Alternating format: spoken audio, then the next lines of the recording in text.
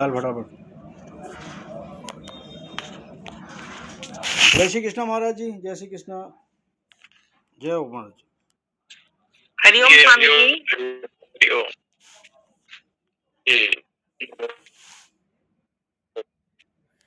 ओम आप्यायन्तु ममांगानि वाक्प्राणचक्षुः श्रोत्रमथो बलमिन्द्रियाणि च सर्वाणि सर्वं ब्रह्मोपनिषदं माहं ब्रह्म निराकुर्यां मा ब्रह्म निराकरोत् निराकरणमस्तु निराकरणमस्तु तदात्मनि निरतेय उपनिषस्तु धर्मास्ते मयि सन्तु ते मयि सन्तु। ओम शांति शांति शांति। शंकरं शंकराचार्यं केशवं बादरायणं सूत्रभाष्य कृतो वन्दे भगवन्तो पुनः पुनः। ईश्वरो गुरुरात्मेति मूर्तिभेदो विभागिने व्योमवद्व्याप्त देहायो दक्षिणामूर्तये नमः। ओम शांति शांति शांति। राधे राधे गोविंद गोविंद राधे राधे राधे गोविंद गोविंद राधे राधे राधे गोविंद गोविंद राधे राधे राधे गोविंद गोविंद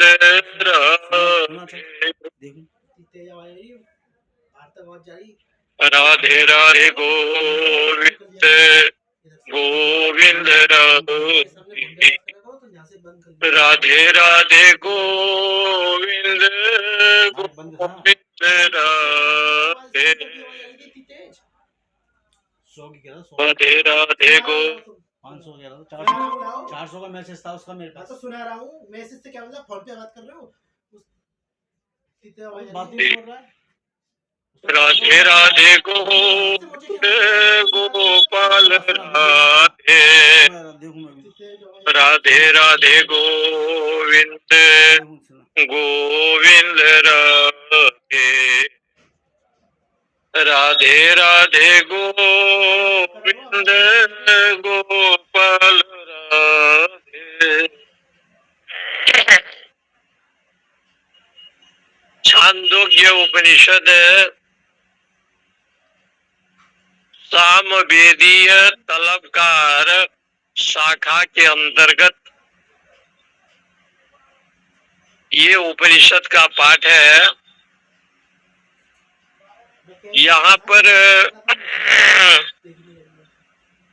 6वें अध्याय पर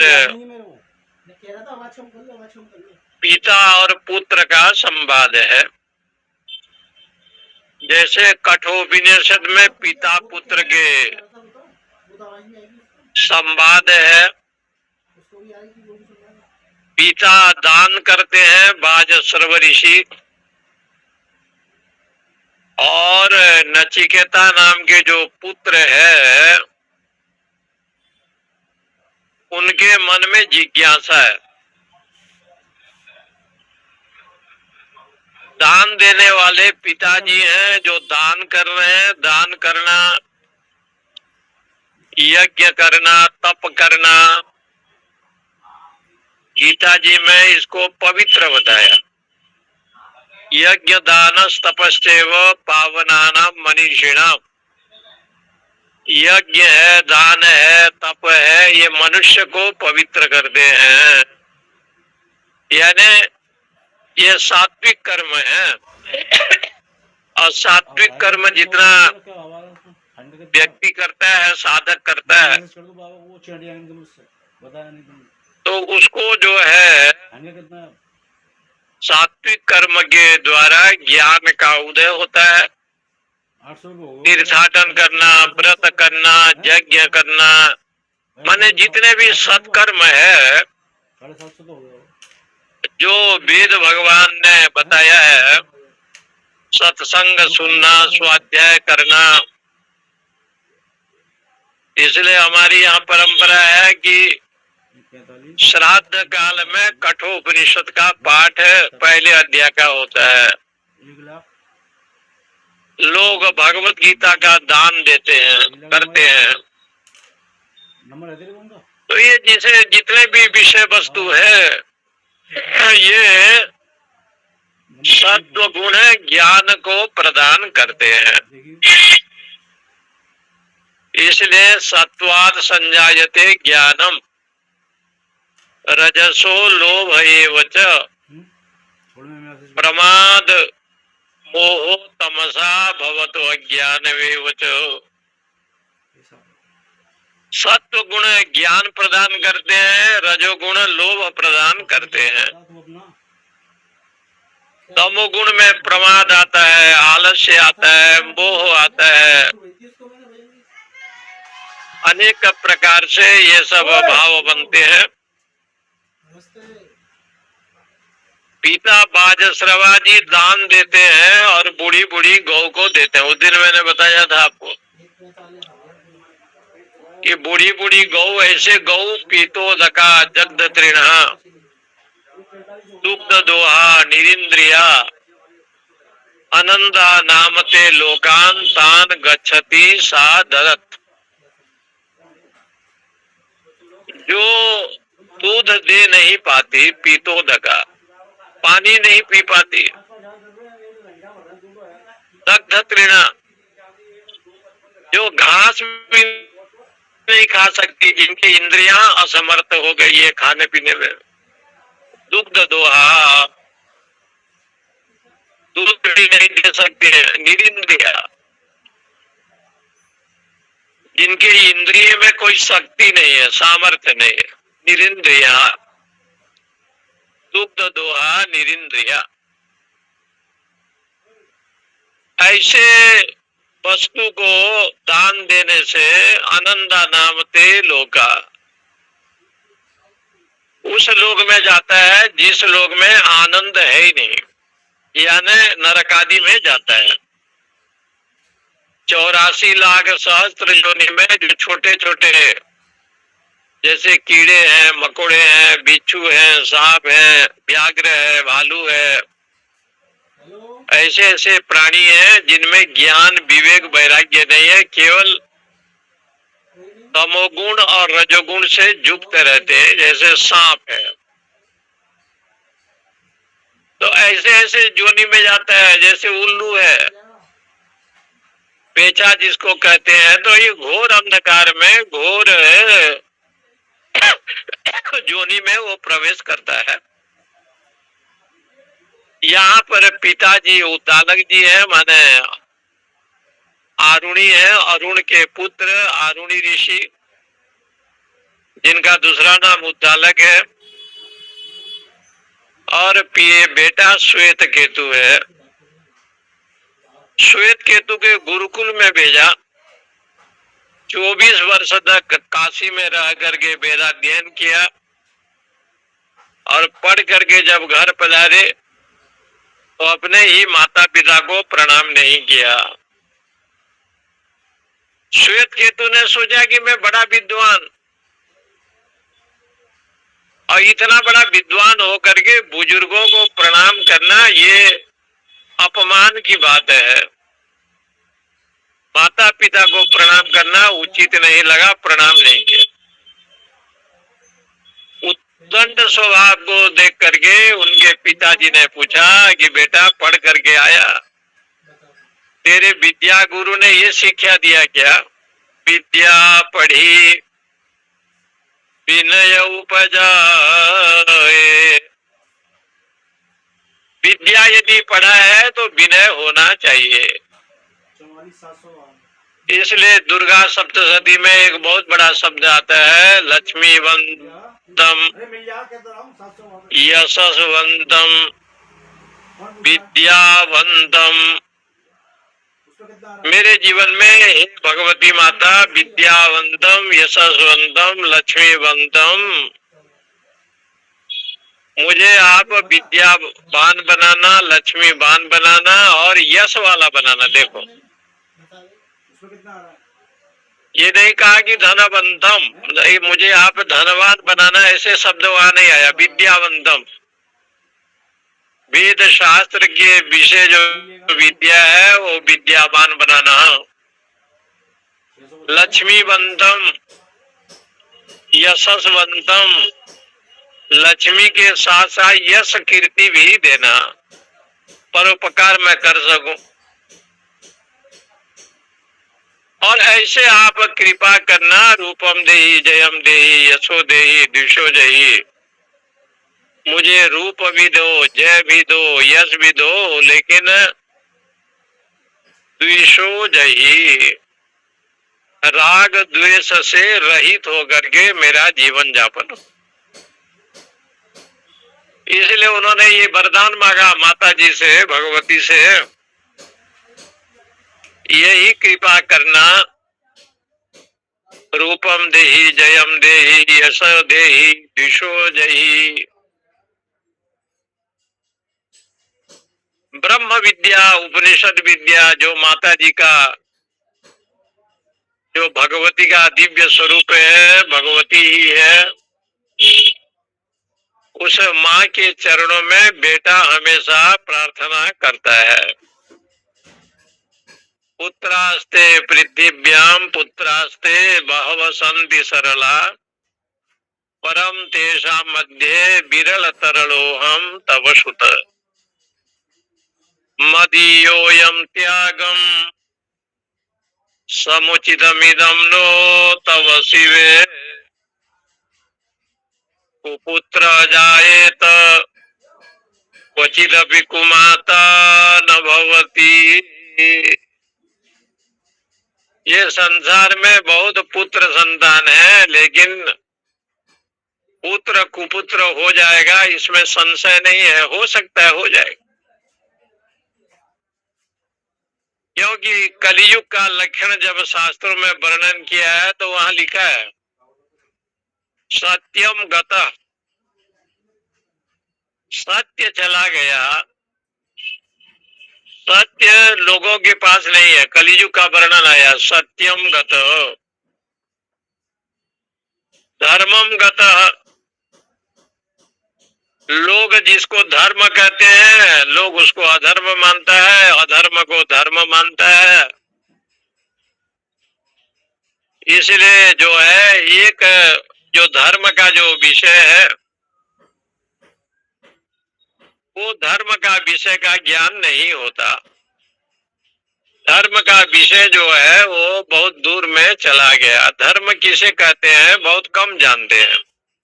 जो गुरु के चरणों में रहे, सत्संग करे, स्वाध्याय करे या सुसंस्कारी हो, तो धर्म क्या है वो जानता है। हिंदू सनातनी होकर के कल बनारस में हमारे पास एक निमंत्रण भी आया था, जाना भी था, जा नहीं पाए।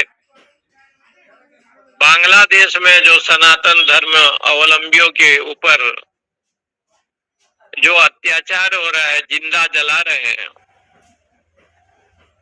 तो कल काशी जी के सारे संतों की एक बहुत बड़ा जुलूस था, संत लोग निकाले थे, और उसमें जो है ना ये निर्णय लिया गया कि ये हिंदू विरोधी नहीं होना चाहिए।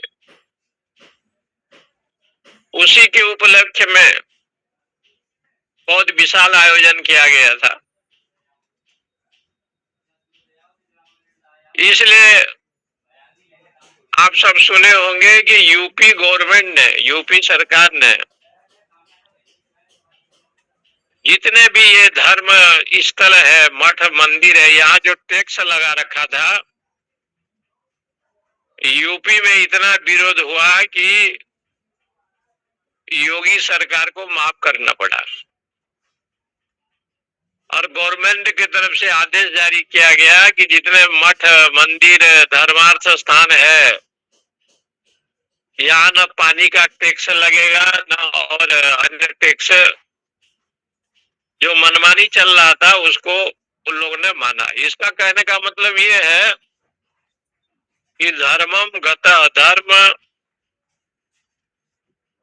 चला गया, बहुत दूर चला गया, क्योंकि धर्म के 4 चरण होते हैं। धर्म कौन है? ये जो वृष बैल है ये धर्म है। धर्म के 4 बैल के 4 पैर होते हैं और धर्म के भी 4 चरण माना गया। यज्ञ, दान, सत्य और तपस्या। राजा परीक्षित ने घूमते घूमते जब वो मृगया में गया तो एक गौ माता रो रही थी, उसको देखा और एक बैल को देखा।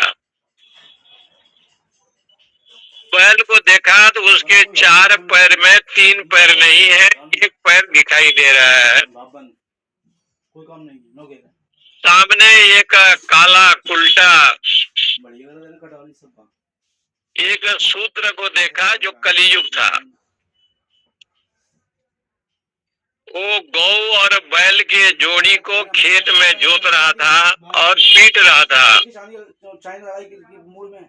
गौ जो था वो रो रही थी और बैल के 3 पैर नहीं थे, एक पैर में चल रहा। महायोगी परीक्षित महाराज जी ने देखा कि ये तो बड़ा विचित्र है, तो शूद्र को पूछा कि तू कौन है? तो कहा कि हम कलियुग हैं। गौ जी ने कहा कि राजन परीक्षित हम पृथ्वी हैं, क्योंकि पृथ्वी के रूप जब दुखी होती है पृथ्वी तो गौ रूप धारण करती है। गो द्विज हितकारी जय असुरारी सिंधु सुता प्रिय कांता। गौ का रूप धारण करती है। लेकिन बैल को पूछा कि तुम कौन हो? तो बैल ने कहा कि हमारा नाम धर्म है, हम धर्म है। बोले तुम्हारा 4 पैर होता है बैल का। बोले कलियुग में 3 पैर नहीं रहेगा, 3 चरण नहीं रहेगा। यज्ञ जो होगा सात्विक नहीं होते। जो उसमें तपस्या होगा वो जो तपस्वी बनेगा वो ज्यादा परिग्रह करेगा। तपस्वी का लक्षण है अपरिग्रह होना चाहिए। लेकिन उसी को तपस्वी कहेंगे जो ज्यादा संग्रही होगा। कभी कभी देखते हैं कि तपस्वी है लेकिन कमरे में अपना पैर रखने का जगह नहीं होता, इतना सामान इतना धन धान्य रहता है, संग्रही। तो कहा तपस्या नहीं रहेगा, इंद्रियों का संयम नहीं रहेगा, सत्य नहीं रहेगा, लोगों में 3 चरण नहीं रहेगा। तो कलियुग में क्या रहेगा? दान रहेगा और नाम की महिमा, नाम की महिमा रहेगा, भगवान का स्मरण, नाम जप और दान। कलियुग केवल नाम आधारा, सुमिरी सुमिरी नर उतर ही पारा। तो परीक्षित जी ने देखा तो उन्होंने कहा कि ये कली का प्रताप रहेगा, इसलिए हमारा बैल ने कहा कि मैं धर्म हूँ, मेरा 3 चरण कलियुग में नहीं रहेगा, 1 चरण केवल रहेगा। राज ऋषि परीक्षित श्रीमद् भागवत जी में पहले मृगया करते करते शूद्र के रूप में कली को देखा, धर्म बैल के रूप में थे और पृथ्वी माता गौ के रूप में रही। इसलिए वो कहते हैं सत्यम गत धर्मम गत भार्या पति पत्नी विद्वेषिणा। भार्या भर्तृ विद्वेषिणी ऐसे लिखा है। पति और पत्नी में अन्य मनस्क भाव होगा, समनस्क नहीं होगा। ये तो जो भाग्यवान है उनके घर में जो संस्कारी लोग हैं, पति और पत्नी में प्रेम भाव, नहीं तो कलियुग में अत्यंत जगह पर पति और पत्नी में प्रेम भाव नहीं बनेगा। भार्या भर्तृ विद्वेषिणी, राग द्वेष से युक्त रहेंगे। विप्र कुमार्गे गता, ब्राह्मण कुमार्ग में जाएगा। 4 घंटे में 4 भाव बढ़ा। गायत्री मंत्र का जप, वेदाध्ययन इत्यादि नहीं करेगा। शूद्र क्या करेगा? बोले व्यास आसन में बैठ करके पुराण बाँचेगा, ये लिखा है। जो उच्च थे वो नीच बन जाएंगे, जो नीच हो है वो उच्च बन जाएगा। ये कलियुग का धर्म रहेगा। विप्रे कुमार्ग गता, इसलिए ब्राह्मण कुमार्ग में जाएगा। बोले हा कष्ट खलु वर्तते कलियुगे यो नरो जो मृता। बड़ा सुंदर श्लोक है। इस कलियुग में धन्य लोग हैं जो जीवित होकर के भी मरे हुए हैं। ऐसे लोग धन्य है कलियुग का। इसलिए कहा कलिना अधर्म हरेयम बाधिता धुना। कलियुग में अधर्म ही प्रबल रहेगा। उससे बचने के लिए भगवत चरणारविंद, गुरु चरणारविंद, परमेश्वर के चरणारविंद का आश्रय लेना चाहिए। यहाँ छांदोग्य उपनिषद में भी ये कथा है। पिता है उद्दालक ऋषि, पुत्र है श्वेत केतु, पढ़ करके आया, प्रणाम नहीं किया। उसके पिताजी ने कहा विद्या ददाति विनयम, विद्या तो विनय को देता है। फिर पूछा कि यदि पढ़ करके आए हो तो तत्र श्रुतम अश्रुतम भवति। एक बार सुनने के बाद दूसरे बार सुना नहीं जाता, अश्रुत हो जाता है। मतम अमतम भवति। ऐसे विद्या को तुम पढ़े हो क्या? ब्रह्म विद्या को जानते हो क्या? जो उपनिषद विद्या है, ब्रह्म विद्या है, उसको तुम जानते हो क्या? इसके ऊपर कल विषय दिया था कि जो यथा सौम्य एकेन मृत पिंडेन सर्वं मृण्मयं विज्ञातम् स्याद् वाचारम्भण विकारो नामधेयम् मृतिका इत्येव सत्यम्। तेन श्रुतं श्रुतं भवति अमतं मतं विज्ञातम् अविज्ञातम् इति। अविज्ञातम् विज्ञातम् इति कथं नु भगवः स आदेशो भवति इति। इसलिए तुम उस परमात्मा तत्व को जानते हो। तो श्वेत केतु ने कहा कि पिताजी गुरुजी ने तो बताया नहीं। जो उपनिषद विद्या है, ब्रह्म विद्या है, गुरुदेव ने नहीं बताया। इसके उपलक्ष्य में, इस विचार में उद्दालक जी ने कहा देखो यथा सौम्य एकेन मृत पिंडे सर्वम मृण्मयम् विज्ञातम् स्यात्। 5 बजे आना, भी कथा कर ले। तो ये कहते हैं हे सौम्य, जैसे जिस प्रकार से कोई घड़ा बना हो, कमंडल बना हो और जैसे सकोरा बना हो, कुल्हड़ बना हो, एक मिट्टी को जान लेने के बाद ये सबको जान लिया जाता है। मिट्टी है कारण और कार्य है उसका घड़ा, और उसके जो छोटा कमंडल पात्र ये जितने हैं, तो कहते हैं ये कार्य है। एक मिट्टी के ज्ञान से मृत पिंड जितने होंगे, माटी से बने हुए वस्तु जितने होंगे, वो सब ज्ञान हो जाता है।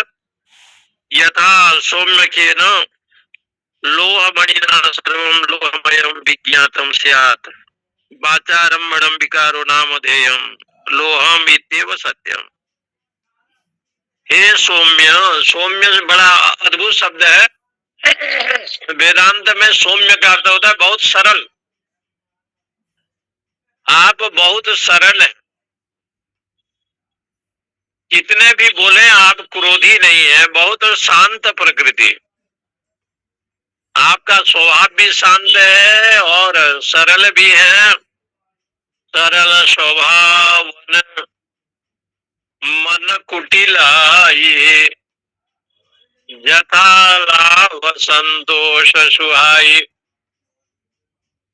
भगवान राम जी ने सबरी को नवधा भक्ति के विषय में जब बताया तो कहा सरल स्वभाव, स्वभाव बड़ा सरल है।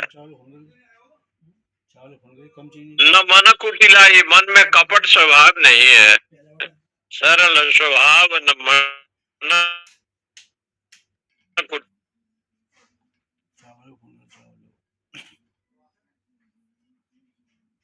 उन्हें दिया है उसको ही ग्रहण करता है भगवान के अनुग्रह से। पर जो भी दिया है वो बहुत दिया है, हमारी कोई कमी तो है नहीं, पर्याप्त है। जो भी आप है आपका दिया वस्तु ही हम उपभोग करते हैं। तो कहते हैं कि यथा लाभ संतोष सुहाई, इसलिए वहां भगवान राम जी ने सबरी को कहा कि नवदा भक्ति में एक भक्ति भी जिनके पास हो जाए मैं उसके अधीनस्थ हो जाता हूं। ऐसे शास्त्रों में वर्णन है। यथा सौम्य एकेन लोहमणिना, जिस प्रकार से एक लोहमणि को देखा, तो लोहमणि को जब देखा तो उसका ज्ञान हुआ कि लोहा है, और वो लोहा को देख करके सर्वम लोहम, जितने भी लोहे से जो वस्तु बनते हैं उसको ज्ञान हो जाएगा कि ये लोहा ही है। विज्ञातम स्यात्, लोह मणि का मतलब होता है सुवर्ण को। जैसे लोहा है लोह मणि, मणि माने लोह मणि शब्द का अर्थ है सुवर्ण। एक सुवर्ण को देखा तो उसमें कुंडल कंकण माला जो भी सोने से बनता है ये सबको देखा, देख करके उसको ज्ञान हो जाता है कि ये सोने से बने हुए हैं। सुवर्ण को छोड़ करके दूसरा और कोई चीज नहीं। तो एक ही सुवर्ण को जान लेने के बाद उनसे बने हुए कटक मुकुट केयूर आदि जितने भी उनके विषय है सबको जान लिया जाता है।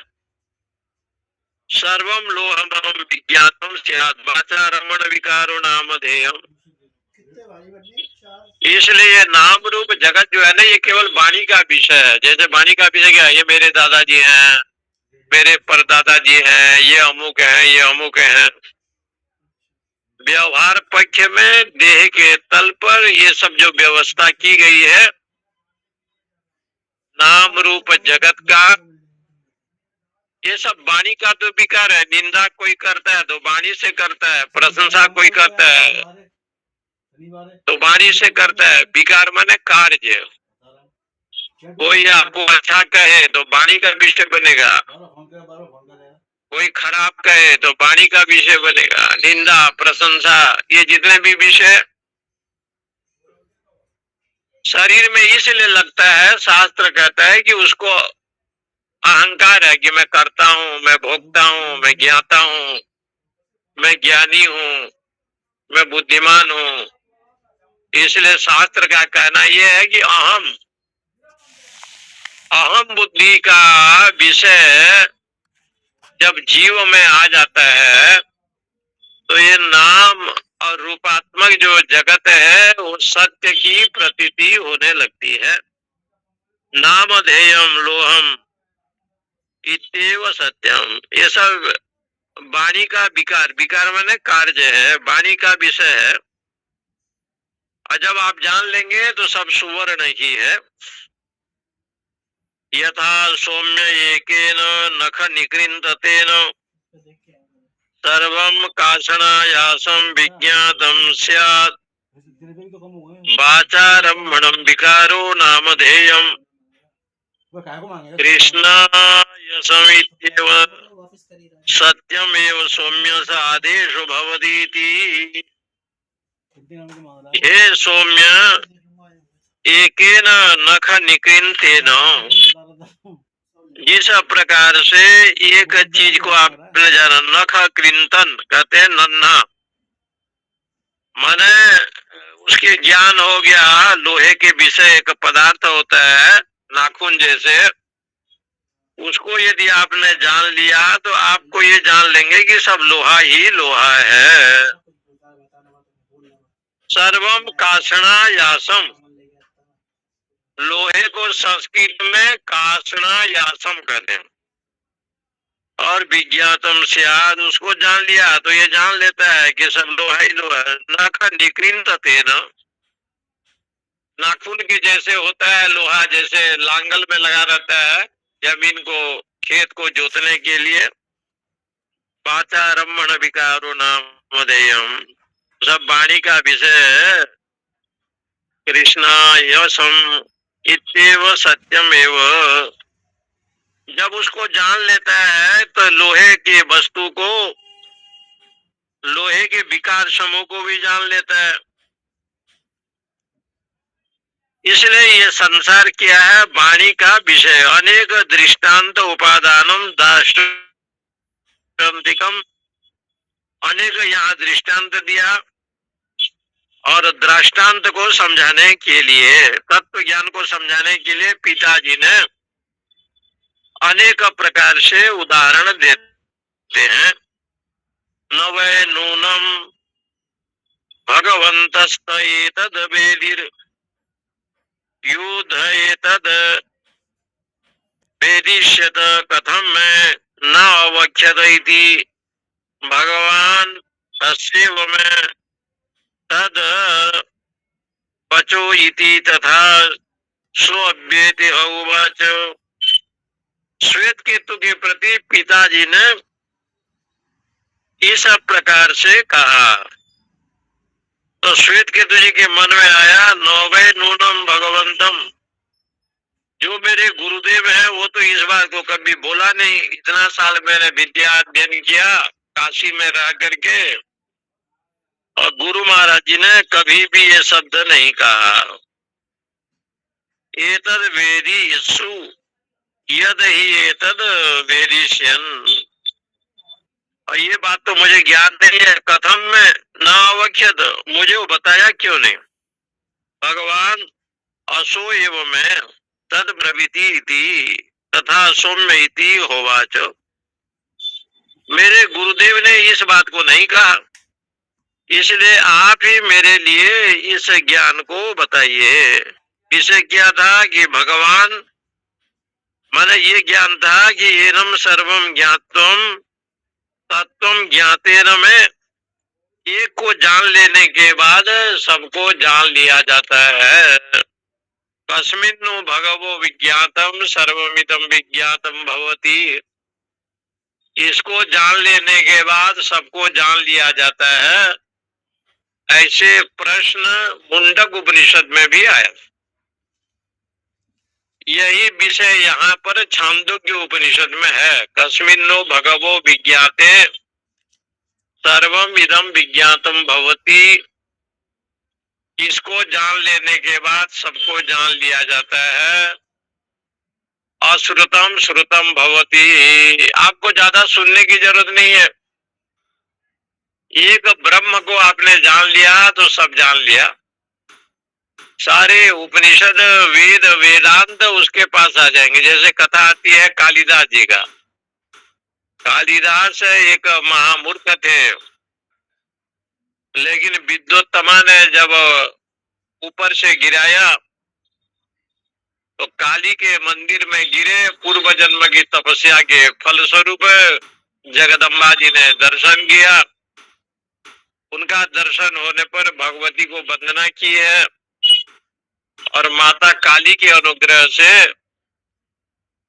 ये कालिदास महान विद्वान बने। मूकं करोति वाचालम पंगुम लंघयते गिरिम यत कृपा तमहम वंदे परमानंद माधवम। इसलिए वैदिक सिद्धांत बड़ा विचित्र है, कभी कभी आप इसको चिंतन करेंगे।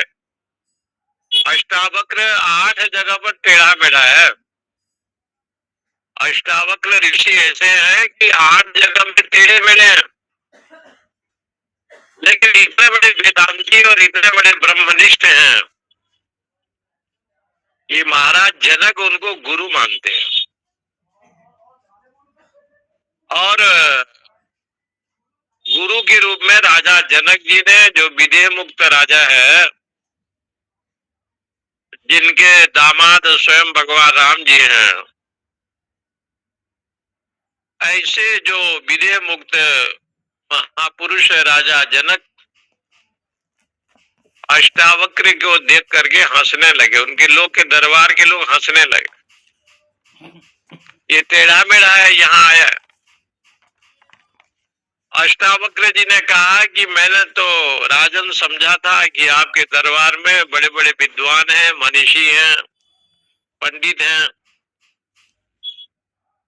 लेकिन आपके दरबार में सब चमार ही बैठे हैं, चर्मकार, जो चमड़े बनाते हैं। तो कहा कि चमड़े को छीलने वाले, चरण को, पादुका को बनाने वाले ये चमार ही हैं। तो राजा जनक को बड़ा आश्चर्य हुआ, मेरे यहाँ तो सब बड़े बड़े ऋषि हैं, ब्राह्मण। पूछा कि भगवान आपने इन लोगों को चमार क्यों बोला, चर्मकार क्यों कहा? तो अष्टावक्र जी ने कहा कि देखो, देह जो है ना, ये चमड़ा है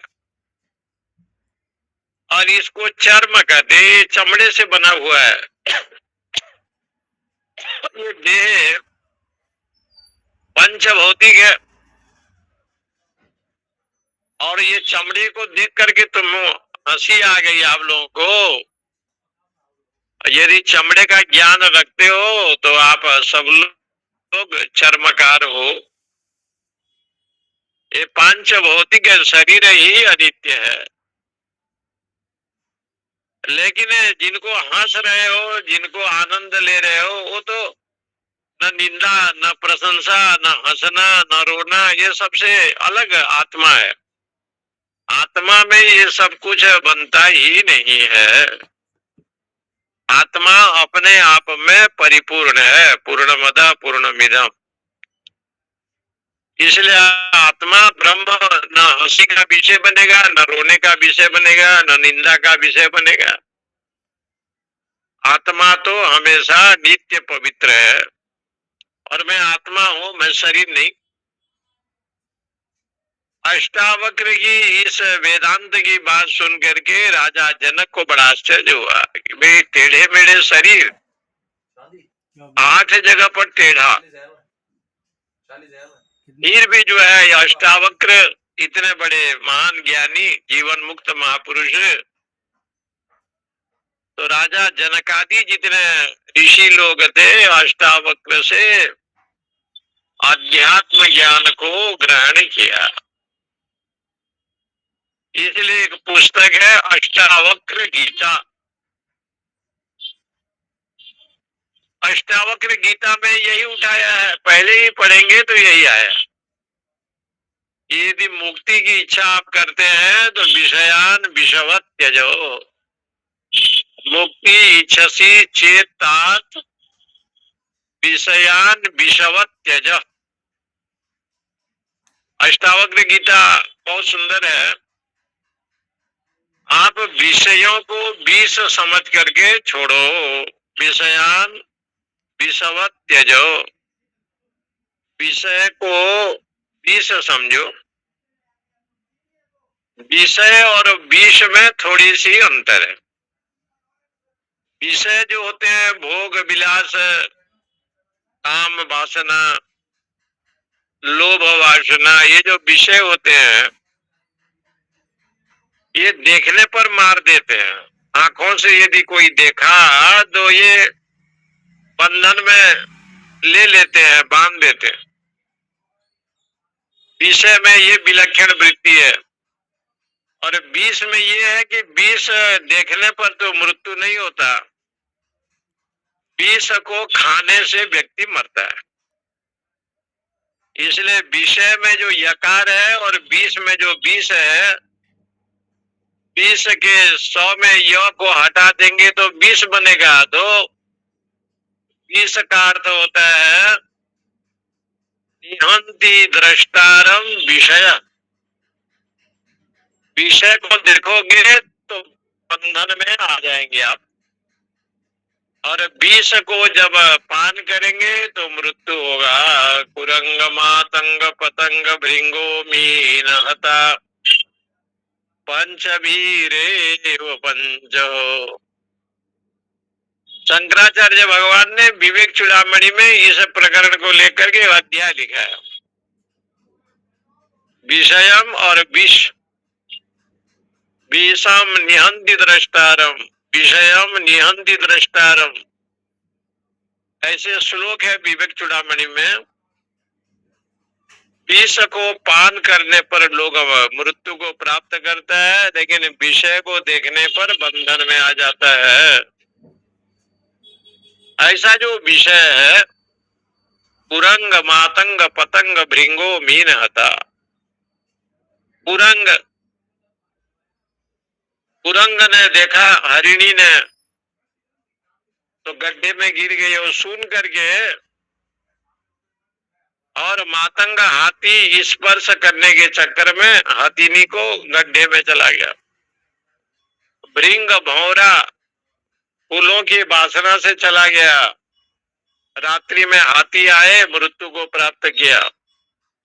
मीन मछली पानी में है लेकिन रस के चलते उसका प्राण चला गया। लोग आए, कुछ चारा दिया, जैसे खाने लगा तो खींच लिया, गले में फंस गया, उसकी मृत्यु हो गई मछली का। भृंग औरा मीन मछली, कुरंग मातंग पतंग, पतंग ने देखा कि लाइट जल रहा है, आग है, उसमें आ पड़ा, उसकी मृत्यु हो गई। कुरंग मातंग पतंग भृंगो मीन हता पंचवीरेव पंच। ये 5 विषय मनुष्य के पास है, और एक एक विषय में ये जीव जानवर जो है ना, जो वो चले जाते हैं, फंस जाते हैं, बंधन में आ जाते हैं। लेकिन मनुष्य के पास जब 5 विषय है तो ये कैसे रहता होगा। और 5 लोग इसमें रहते हैं मनुष्य शरीर में, इसलिए सतर्क किया। ये मनुष्य जीवन में 5 विषय है, इसलिए अज्ञानम निहंति द्रष्टारम, ऐसे कहा, ये अज्ञान। तो यहाँ पर छांदोग्य के उपनिषद में भी यही बात आया कि उद्दालक जी ने अपने पुत्र श्वेत केतु को जब कहा तो उसने कहा, पिताजी ये ज्ञान तो गुरु जी ने नहीं बताया। तब उनके पिता जो आरूढ़ी उद्दालक है पुनः समझाते हैं, सदैव सौम्यम इदम अग्रे आसीत एकमेवा द्वितीयम तदहि एक आहु असदेव इदम अग्रे आसीत एकमेव द्वितीयम तस्माद् असत सज्जायतो।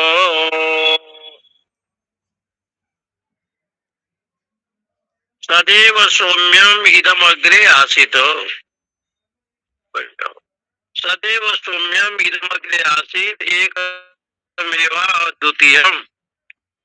इसका मतलब हो गया, वो कहते हैं श्वेत केतु संसार के पहले सदैव सौम्यम इदम अग्रे आसीत, एकमात्र आत्मा ही था जो अद्वितीय सत्य है। आत्मा को छोड़ करके कोई सत नहीं है। सदैव सौम्यम इदम अग्रे आसित एकम एव। आत्मा एक है, ब्रह्म एक है, परमात्मा एक है, कोई दूसरा नहीं है। सजातीय विजातीय स्वगत भेद से रहित वही ब्रह्म तत्व है।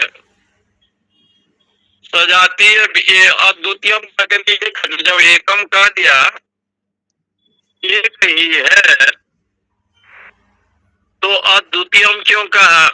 तो कहा आत्मा जब एक है तो वो एक होने पर क्या है, बोले कि सूक्ष्म है। इंद्रियाणि परान्याहु मन मनसस्तु परा बुद्धेर बुद्धे परस्ततु स। इंद्रिय से परे मन है, मन से परे बुद्धि है, बुद्धि से परे अहंकार है, अहंकार से परे महतत्व है, महतत्व से परे हिरण्य गर्भादि है, उससे परे ये ब्रह्म है, परमेश्वर। माने अत्यंत सूक्ष्म का विषय है और निर्विशेष है। ब्रह्म में कोई विशेष नहीं है, काला है कि पीला है कि नीला है।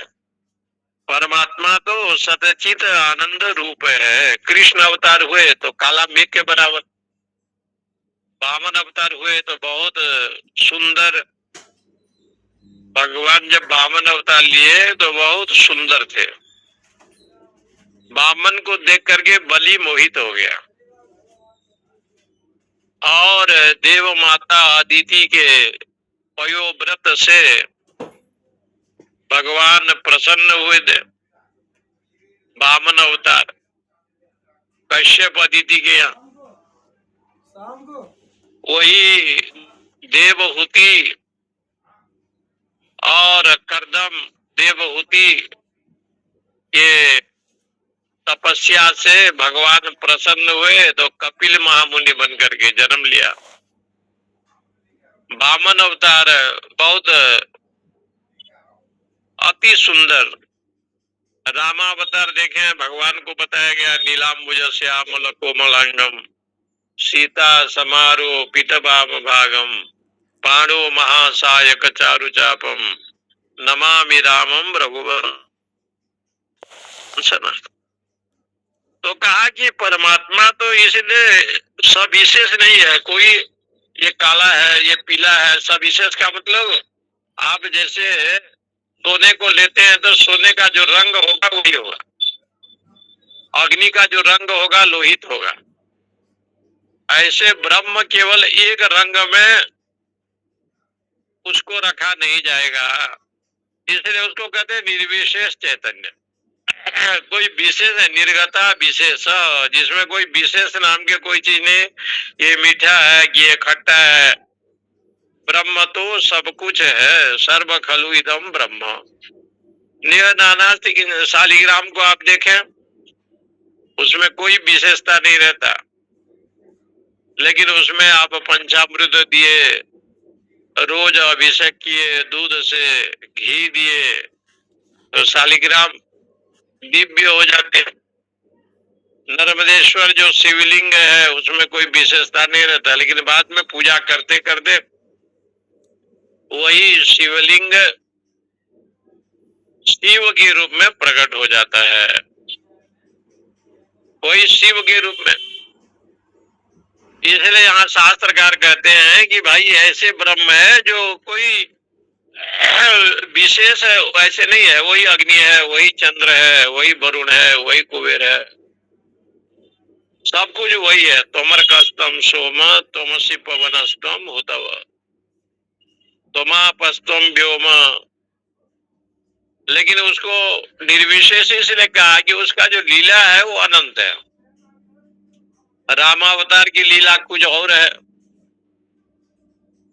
कृष्णावतार की लीला अन्य है, परशुराम का अलग है, वामन का अलग है, कछुआ का अलग है, नरसिंह का अलग है। भगवान की जो लीला, और वो लीला भी भिन्न भिन्न रूप में, वहां विशेषता जोड़ा गया है। विशेषता हिरण्यकश्यप को भगवान ने, ब्रह्मा जी ने वरदान दिया कि दिन रात कभी नहीं मरोगे। तो जैसे वरदान था भगवान ऐसे अवतार लिया, संध्या काल में अवतार लिया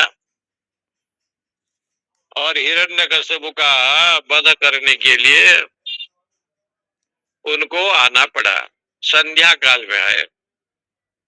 इसलिए यहाँ पर कहते हैं जैसे वहां वरदान था वैसे परमेश्वर प्रकट हुए, खंबे से उनका आना पड़ा। तो खंबे से जब प्रकट हुए तो ये नहीं कह सकते कोई विशेषता थी, खंबा था, भगवान वहां प्राकट्य हो गए, यही शास्त्र में बताया।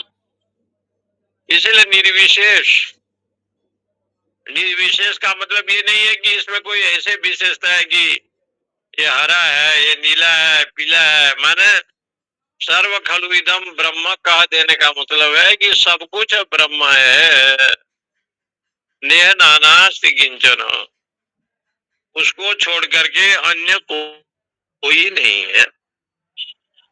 सर्वगतम, सर्वव्यापक है, निरंजनम, वो किसी से बंधा नहीं है, निरवयव, परमेश्वर को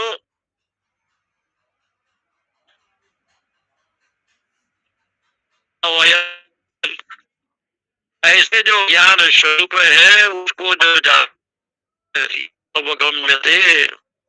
सर्वगुणतेभ्य, क्योंकि ब्रह्म को जानने का एकमात्र साधन है आगम निगम प्रमाण।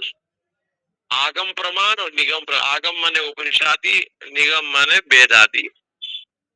आगम निगम प्रमाण के द्वारा ही आप ब्रह्म तत्व को जान सकेंगे। इसलिए गुरु मुखाद अनुपूर्वी अध्ययनम, गुरु मुख से अध्ययन क्यों किया जाता है? जो वैदिक विषय है उसको जानने के लिए। जैसे आपको किसी ने कहा कि सैंधवम आनयो, सैंधव ले आओ। सैंधव का दो अर्थ है, एक होता है नमक, एक होता है घोड़ा। भोजन में बैठे हैं और जा करके एक आदमी घोड़ा ले आया, सैंधव का अर्थ तो सैंधव है ही, घोड़ा है ही, लेकिन प्रसंग के अनुसार भोजन में बैठे हैं तो आपको हो सके तो नमक ही चाहिए, लवण। सैंधवम आनय कहने से लवण का ही ज्ञान होगा, नमक का। और उस समय यदि नमक लेकर के आया तो संबंध उसका सार्थक है, विषय वस्तु को देख करके लाया, संबंध सार्थक है। हम लोग 40-50 महात्मा कैलाश आश्रम से गए एक बार, मुरारी बाबू की राम कथा में उनके घर गए, ढलकर जटा। तो रास्ते में सबका दर्शन करते हुए स्वामी विद्यानंद जी महाराज जी थे और 40-50 संत थे, ले गए। सोमनाथ पहुंचे, सोमनाथ दर्शन करके जब आए तो बहुत प्रकार के भोजन पानी की व्यवस्था थी, खीर था, पूरी था, हलवा था, उस समय के सब। तो लोगों ने सोचा कि सब आ गया, भजिया से लेकर के सारा चीज बनाए थे। लेकिन गुजरात का एक नियम है, गुजराती भाइयों का, अंतिम समय में जब आप भोजन कर लेंगे तो बाद में चावल देते हैं, भात, और भात देंगे, फिर दाल देंगे, घी देंगे, क्या क्या देते हैं। सबका तो पेट भर गया था, भात क्या खावे, किसी को ये पता नहीं कि भात बाद में मिलता है। गुजरात के लोग बाद में भात देते हैं। ये ज्ञान बाद में पता चला जब वहां पहुंचे, भोजन के बाद पता चला कि ये सिस्टम कल से लागू हो गया, आप लोग पता कर लो, पहले वे पेट भर के मत लो। क्योंकि गुजरातियों का खमण जो है ना बहुत प्रसिद्ध है। काशी नु मरण, सूरत नु खमण। जिसको मरने की इच्छा है वो काशी में पधारे, आए, काश्याम मरणाद मुक्ति। और यदि गुजरात जाता है, सूरत जाता है तो खमण खावे। और वहां का प्रसिद्ध है, तो कहने का मतलब है सेंधवम आनय, भोजन में बैठा है तो नमक देना पड़ेगा, लवण वहां चाहिए, वहां घोड़ा नहीं चाहिए। घूमने जा रहा है तो घोड़ा लेकर के आए, जैसे प्रसंग के अनुसार जैसे विषय आया है तद अनुसार सदैव सौम्यम इदम अग्र आसीत। उद्दालक जी कहते हैं सौम्य श्वेत केतु पहले सत ही था, सत एव सौम्यम इदम अग्रे। इदम अग्रे का मतलब जब नाम रूप नहीं था। इदम शब्द का अर्थ होता है नाम रूप। नाम रूप जब नहीं था उस समय उसके पहले कौन था? बोले आसित। आसित माने सत ही था। सत था तो क्या था? एकम, वो एक ही था। परंतु अद्वितीयम, कोई ना कहे कि उसके जैसे और एक दो खड़ा था। और अद्वितीयम शब्द से होता है नाम रूप जगत, जो संसार है, सजातीय विजातीय स्वगत भेद से रहित वो आत्मा एक ही है, दो नहीं है, ऐसी बात यहाँ उठाया है। ओम पूर्णमदः पूर्णमिदं पूर्णात् पूर्णमुदच्यते पूर्णस्य पूर्णमादाय पूर्णमेवावशिष्यते। ओम शांति शांति शांति। हरिओम हरिओम। जय श्री कृष्ण। नमो नारायण स्वामी जी, हरिओम हरिओम। जय श्री नमो कृष्ण। नारायण स्वामी जी, हरिओम स्वामी जी, हरिओम। जय श्री कृष्ण। नमो नारायण स्वामी जी। अच्छा अच्छा, ओम नमो नारायण, ओम नमो नारायण जी। जय श्री कृष्ण स्वामी जी, जय श्री कृष्ण। नमो नारायण स्वामी जी, जय श्री कृष्ण। प्रणाम स्वामी जी। हरिओम हरिओम, प्रणाम स्वामी जी। हरिओम स्वामी जी, हरिओम स्वामी जी। बैठो बैठो।